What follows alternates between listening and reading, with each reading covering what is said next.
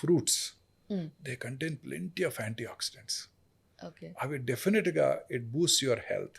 మన మంచి హెల్తీగా ఉండాలంటే ఫ్రూట్స్, కూరగాయలు, less of meat, okay. Less of dairy, because dairy అంతా కూడా కంటామినేటెడ్ ఇప్పుడు అంతా కూడా.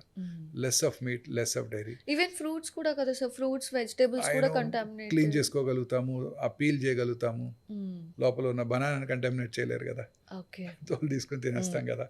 అలా మంచి ఫ్రూట్స్, ఇలాగే ఫ్యాటీ ఫిష్, సీ ఫిష్ తీసుకునే వాళ్ళలో కూడా హెల్దీ అంటే ఆయిల్స్ ఉంటాయి సీ ఫిష్లో, వాళ్ళు కూడా చాలా హెల్తీగా ఉంటారు. గుడ్ ఫుడ్ ఐటమ్స్ తీసుకుంటూ, ఫ్రూట్స్ వెజిటబుల్స్ ఎక్కువగా తీసుకుంటూ, ఈ రెడ్ మీట్ బాగా తక్కువగా తీసుకుంటూ, సీ ఫిష్ అట్లాంటివి ఎక్కువగా తీసుకుంటూ, వెజిటబుల్స్ ఎక్కువగా తీసుకుంటూ, రెగ్యులర్గా ఎక్సర్సైజ్ చేస్తూ, లీన్ బాడీ మాస్ మెయింటైన్ చేస్తూ, సన్నగా ఉంటూ, దూరాలవాట్లకు దూరంగా ఉంటే క్యాన్సర్ నుంచి దూరంగా ఉండొచ్చు.